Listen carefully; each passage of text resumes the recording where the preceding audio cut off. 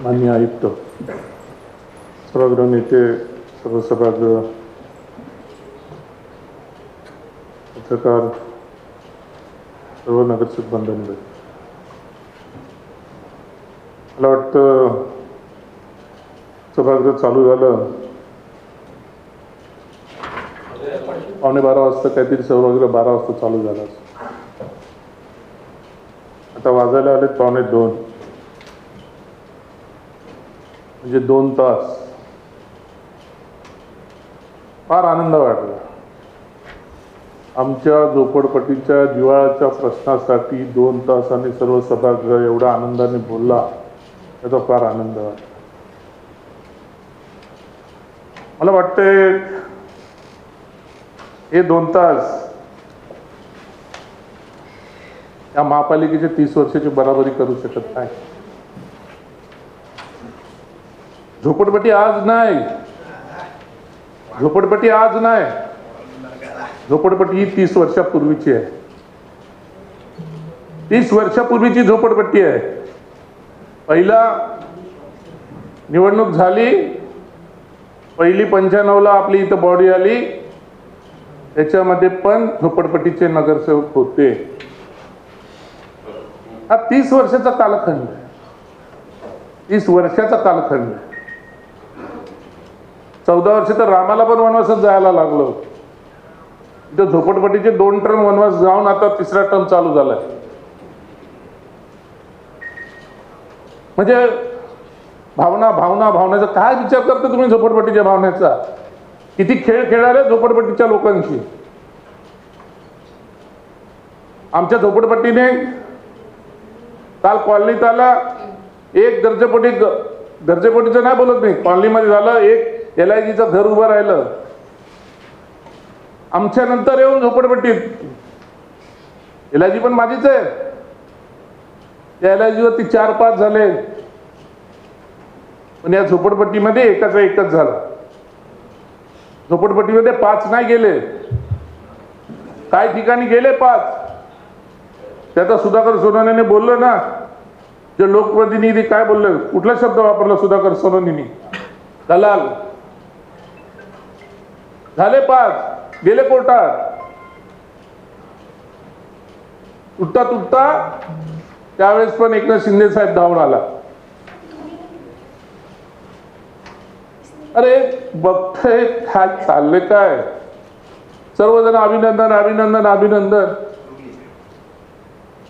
बोलताना कोणीतरी बोलायला पाहिजे होतं, बाबा आम्हाला याच्यातून मुक्त करा आता, आणि आम्हाला झोपड्या सर्व सभागृहांनी एकमुखी ठराव करा. 5 महिन्यामध्ये 6 महिन्यामध्ये मुख्यमंत्र्यांकडनं उपमुख्यमंत्र्यांकडनं झोपडपट्टी डेव्हलपमेंटचं काहीतरी आणा, कुठली गोष्ट तरी समोर आणा. जो तो आपापला क्रेडिट घेत बसलाय, जो तो आपला क्रेडिट घेत बसलाय.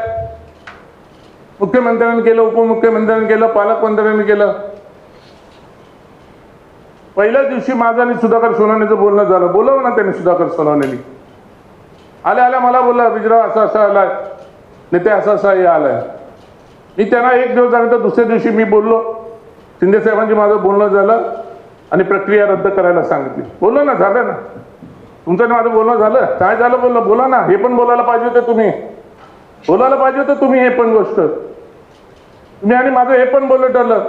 काय चांगलं झोपडपट्टीच्या याच्यावरती आपण दोघं एकत्र, आपण सर्व झोपडपट्टीवाले जाऊया आणि शिंदे साहेबांना भेटूया, हे पण बोलणं झालं. तुम्ही बोललाय. तुम्हाला पॉइंट ऑफ ऑर्डर मॅडम. खरं तर सन्माननीय महापौर महोदय, हा अभिनंदनाचा ठराव आहे आणि हा इकडे तिकडे जाऊ नये, अभ्यासाकडे गेला तर याच्यावर PhD होईल, एवढा मोठा अभ्यास आहे.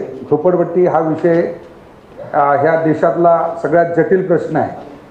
100 IAS एकत्र बसले तरी तो सोडवू शकत नाही. याचं कारण आहे, मी शब्द खूप जपून वापरतो, जबाबदार लोकांना जबाबदारीने फोन करतो. मी आपल्याला फोन केला आणि आपल्याला फोन करून मी ह्या 2 गोष्टीची मधली तफावत काय आहे ती सांगितली. 2 गोष्टीची तफावत. पहिल्या 25 तारखेला आलेला GR, जो GR हे सांगतोय की झोपडी धारकाच्या खालची 500 फुटाची जमीन ही विनामूल्य तुम्हाला देणार आणि 1500 फुटापर्यंत असेल तर पुढील 1000 फुटाचे बाजार मूल्याप्रमाणे 10% घेऊन ती कायम केली जाणार. आम्हाला किती आनंद झाला.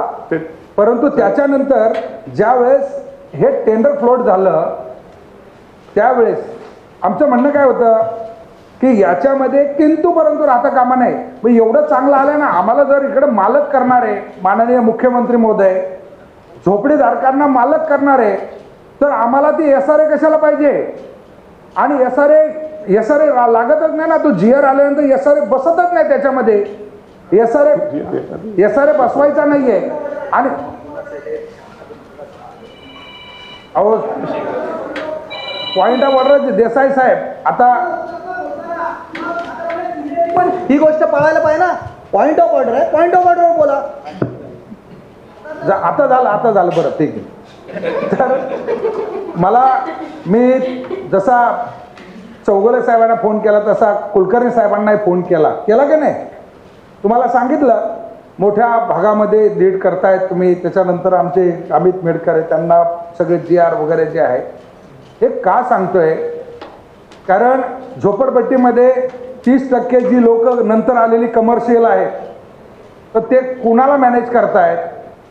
झोपडीधारकांची परिस्थिती काय आहे. मी तुम्हाला सांगितलं ना PEPची परिस्थिती काय आहे. PEP आहे, शासन GR काढतंय, शासन निर्णय घेत आहे आणि त्यांना भूखंड देण्याचं म्हणतंय आणि ते भूखंड कागदावर विकले जात आहेत.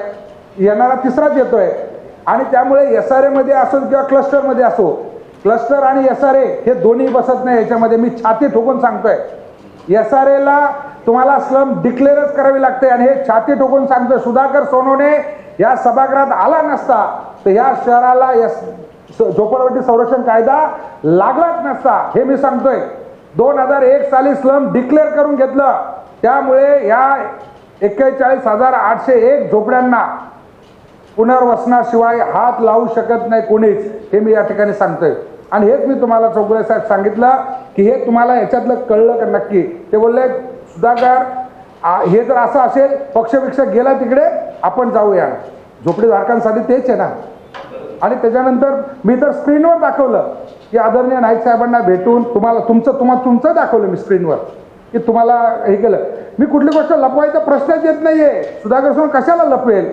आणि त्यामुळे अजूनही तुमची तयारी असेल, मुख्यमंत्री उपमुख्यमंत्री त्यांच्याकडे मला या तिन्ही GR वर बोलायला घेऊन जा. तिन्ही GR. एक GR आलेला आहे, तो म्हणतोय की तुमचं कन्सर्न घ्यायची गरज नाहीये. वेडे आहेत आम्ही. तलवारीच्या पुढे उभं राहायचं आणि बोलायचं कापून टाक. वाचा ना तो 13 नोव्हेंबर 25चा GR वाचा. त्याच्यामध्ये स्पष्ट म्हटलं त्यांनी की कन्सर्न लागणार नाही. आणि त्याच्या खालीच हा टेंडर काढला होता. आणि हा टेंडर काय म्हणजे हा अतिरेकी टेंडर होता. म्हणून त्याच्या विरोधामध्ये मला रान उठवावं लागलं. आणि प्रामाणिकपणे प्रयत्न केला म्हणून या ठिकाणी अभिनंदनाचा ठराव आणला मी या ठिकाणी नाईक साहेबांचा. सन्माननीय सुधाकर सोनाने बोलले, बरोबर बोलले. मला वाटतं सुधाकर सोनाने 2.5 वर्ष महापौर पण होते. ठीक आहे, तो जाऊन द्या महापौर. आता तुम्ही महापौर आहात. सुधाकर सोनाने आता विषय काढला 500 आणि 1,500. महापौर मॅडम, माझी तुम्हाला विनंती राहील, तो कायदा आमच्या झोपडपट्टीला लागू होतो का याच्याबाबत तुम्ही माहिती मागवलं तर बरं होईल. आणि याबाबतचा खुलासा पण करा. शेवटी मला काय माहीत नाही, मला काही माझं थोडं अज्ञान असेल.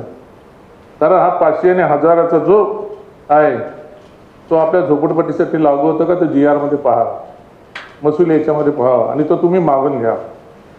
खरं पाहिलं तर आता जे काही झोपडपट्टीचा विषय चाललेला होता, मला माहिती आहे की झोपडपट्टीच्या विषयावरती बोलत असताना स्लम GR माझ्या इकडे मी लावून घेतला होता. माझ्याकडे सर्वे सुद्धा झाला होता, झोपडपट्टी सर्वे.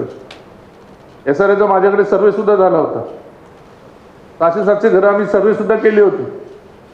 नंतर ठाण्यामध्ये क्लस्टर चालू झाल्यानंतर त्याच्यावरती आम्ही स्टॉप केलं. आम्हाला कुठेतरी लिगली पाहिजे. आम्हाला लिगली पाहिजे. 2012ला अख्ख्या MIDCने पुन्हा झोपडपट्टीला नोटिसी काढल्या होत्या. त्यावेळेस मोर्चा काढणारा विजय चौगुले होता. अख्ख्या झोपडपट्टी आम्ही MIDC वरती घेऊन गेलो होतो. गुन्ह्या गुन्ह्या भरून आम्ही फॉर्म दिले होते, पण याचा अर्थ असं नाही होत. झोपडपट्टी झोपडपट्टी झोपडपट्टी चालू आहे का? झोपडपट्टी कॉलनी भागामध्ये नाही आहे. आज आमच्या ऐरोली नाक्यावरती झोपडपट्टी आहे, सायनाथवाडीमध्ये झोपडपट्टी वसलेली आहे, घरं वसलेली आहेत, त्याच्या बाजूलाच कॉलनी भाग वसलाय. नौसिल नाका आहे, घनसोलीत काही भाग आहे भोईर साहेबांच्या त्या भागामध्ये. विचार इकडचा करताना तिकडचा पण विचार करायला पाहिजे. क्लस्टर लागेल, काय लागेल, काही लागू द्या, पण आम्हाला झोपडपट्टीला रेग्युलर होऊ द्या. 3 वर्ष लावलेत, 30 वर्ष या महापालिकेने. दोष कोणाचा आहे? उपयोग करून घेतला ना मेजॉरिटीसाठी वगैरे, नगरसेवकांचा उपयोग करून घेतला. मग नगरसेवकांच्या माध्यमातून झोपडपट्टीतल्या नगरसेवकांचा प्रश्न का नाही आला या महापालिकेमध्ये? का नाही बद्दल? आपणच मंत्री होतो, आपणच आमदार होतो, आपणच खासदार होतो, आपणच महापौर होतो. नाही, रडगाणं आपल्यावरतीच काय हवं? ज्या घरात पिकते तिथं खपत नाही अशातली परिस्थिती झाली. आम्ही झोपडपट्टीवाला पिकतो पण आम्ही खपत नाही. मतदानासाठी सर्व गोष्टीसाठी आमचा उपयोग एवढा काळामध्ये होतो. आमदार केला होतो, खासदार केला होतो, सर्व गोष्टीला होतो. आज ही ज्या पद्धतीने आम्ही पाहतोय, मी बोलत असताना मी बोललो की झोपडपट्टीमध्ये अजूनपर्यंत असं नका, अजून पुढे जाऊ नका की आम्हाला पण झोपडपट्टीला 5-5 मजले उभं करायला लागतील. कारण आपण LIG मध्ये वगैरे विषय घेतला की कुटुंब वाढलं, कुटुंब वाढलं, कुटुंब वाढलं म्हणून आम्ही एकाचे 2 झालो, 2चे 3 झालो. मग इथं आम्ही झोपडपट्टीमध्ये कुटुंब नाही आहे का? झोपडपट्टीमध्ये कुटुंब नाही आहे ना कुटुंब? कुठंतरी शासनाच्या माध्यमातून जायला पाहिजे, शासनाच्या माध्यमातून सर्व गोष्टी. म्हणून मी सांगितलं की ते चुकीचं नाही बोललं. मी साहेबांशी मी बोललो, शिंदे साहेबांशी. वेला रसूलला साहेबांनी स्वतः फोन लावला, वेला रसूलला बोलला हा टेंडर आजच्या आता कॅन्सल करा. ज्या दिवशी बोलणं झालं त्या दिवशी पण मी सांगितलं की साहेबांनी सांगितलं ते कॅन्सल करायला. तुझा का सोनवण्याला मी सांगितलं. हा पण मनोज बोला माझ्यासमोर साहेब बोलले तर चांगली गोष्ट. साहेबांना मला परत फोन आला म्हणजे मी वेला रसूलला बोललो टेंडर कॅन्सल करायला. काहीतरी आज गृहनिर्माण मंत्री एकनाथ शिंदे साहेब आहेत, MIDCचे उदय सामंत साहेब आहेत. झाले ना एक आपल्याकडे श्रमिक नगर भोईर साहेबांच्या इथं बसले ना. काय परिस्थिती आहे त्या झोपडपट्टीची? डेव्हलप केले ना तिथं श्रमिक नगर मध्ये, जाऊन पहा त्याची परिस्थिती काय आहे. आज 14 गावाचं बोलले. 14 गावामध्ये तर सर्वात मोठी झोपडपट्टी 14 गावात झाले. गोडाऊन बिडाऊन हे पण आमच्या याच्यावरच आलं. तिथं झोपडपट्टी भाग वाढलाय, वाढणारच आहे तो. नाही गोडाऊन हे पण अनधिकृत झालेत ना. अनधिकृत झाले. अनधिकृत म्हणजे झोपडपट्टी. आमचे पण गोडाऊन आहेत.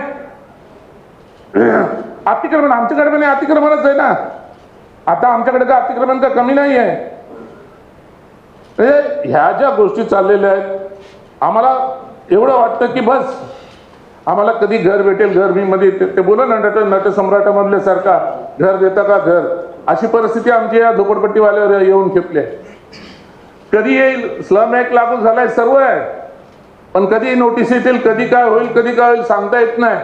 कधी 95चं धोरण आलं, 2002चं धोरण आलं, 2011चं धोरण आलं, आता क्लस्टरच्या मागे 2020चं धोरण येते. कुठेतरी आम्हाला थांबवायला पाहिजे. हा टेंडर निघाला आणि टेंडर रद्द झाला म्हणजे झोपडपट्टीवरचं संकट कमी झालं अशातला प्रकार नाहीये. कुठं ना कुठं शासनाच्या माध्यमातून चांगलं धोरण इकडे यायलाच पाहिजे. आणि त्याच्यासाठी आम्ही सर्वजण गृहनिर्माण मंत्री आणि आमचे पक्षाचे नेते एकनाथ शिंदे साहेब यांच्याशी प्रयत्न करणार आहोत. काहीतरी धोरण या ठिकाणी आणायलाच पाहिजे. मुख्यमंत्र्यांना पण आम्ही भेटणार आहोत, कारण या नवी मुंबईसाठी काहीतरी धोरण इथं आणलंच पाहिजे. आमच्या नवी मुंबई महानगरपालिकेच्या मधून कुठलं तरी धोरण येईल असं मला वाटत नाही आहे. म्हणून आम्हाला मुख्यमंत्री आणि उपमुख्यमंत्र्यांना भेटून आम्हाला सांगायला लागेल काहीतरी धोरण इथं आणा की जेणेकरून हा झोपडपट्टीचा विषय संपून जाईल. सुधाकर सोनवणेंनी सांगितलं घ्या ना, एखादं स्कीम आणा, काहीतरी चांगलं. जसं तुमचं रिडेव्हलपमेंटला तुम्ही घेताय, तशी मेजॉरिटी घेताय, तशी झोपडपट्टीची पण मेजॉरिटी मुवमेंट घ्यायला पाहिजे. का नाही घ्यायला पाहिजे? जर काही चांगलं भेटत असेल तर लोक नाही बोलणार. लोक कंटाळलेले आहेत. 1 पिढी 2 पिढी 3 पिढी गेलेली आहे. म्हणून माझं म्हणणं आहे की आज त्यांनी जो अभिनंदनाचा ठराव आणला, मी पण त्याला अभिनंदन करतो. मी काय नाही बोलत आहे की आम्हाला SRA नकोच आहे. SRA मध्ये ज्या गोष्टी आहेत, ज्या 2002 ते 2011-13 पर्यंत जो तफावत, त्याच्यामध्ये येणारे पैसे 2.5 लाख रुपये भरायला येणार, ह्या गोष्टी आहेत त्याच्यामध्ये. आम्हाला सुटसुटीतपणा पाहिजे. मग क्लस्टर असो नाही तर दुसरं कुठलंही धोरण असो. मग सुधाकर सोनवणे बोला, मेडकर बोला तर 500, 1,500 उलट आम्हाला चांगलं आहे. करून घ्यावं ना, करून घ्यायला पाहिजे. पण याच्यासाठी काय, आज मी या ठिकाणी एवढंच सांगतो की बघा, झोपडपट्टी जागेच्या जागेवर राहिलेत. आज बिल्डिंग तुटून क्लस्टर चालू झालेत, रिडेव्हलपमेंट चालू आहे, रिडेव्हलपमेंटचा क्लस्टर व्हायला लागलाय. पण आमचं नाही होत अजून. 5-8 तिथे FSI भेटायला लागलाय. आमची जागा ही हक्काची जागा नाही, ही आमची जागा आहे, MIDCची जागा आहे, म्हणून सरकारी जागा आहे, म्हणून त्या MIDCच्या हद्दीमध्ये. आणि काही गोष्टी आहेत, MIDC मधल्या जागेला काय अधिकार आहेत, काही अधिकार सिडको मधल्या जागेला आहेत. त्याचा पण आपण सखोल अभ्यास करायला पाहिजे.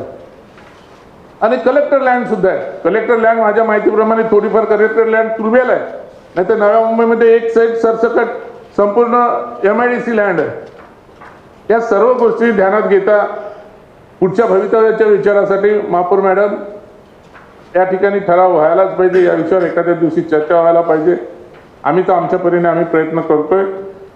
पण हा विषय जो रद्द करण्यात आला, मी त्याबद्दल मुख्यमंत्र्यांचे आभार मानतो, माननीय उपमुख्यमंत्र्यांचे आभार मानतो, आमचे उदय सामंत साहेब त्यांचे सुद्धा आभार मानतो, नाईक साहेबांचे सुद्धा आभार मानतो. पण या झोपडपट्टीला तर हा 30-35 वर्षाचा कालखंड आला आहे. या भविष्यामध्ये सुद्धा त्यांना झोपडपट्टी ठेवू नका एवढीच विनंती करतो. कुठंतरी तुमच्या या महापौर कारकिर्दीमध्ये या सर्व गोष्टी सुखरूपपणे व्हाव्या अशी विनंती करतो आणि थांबतो.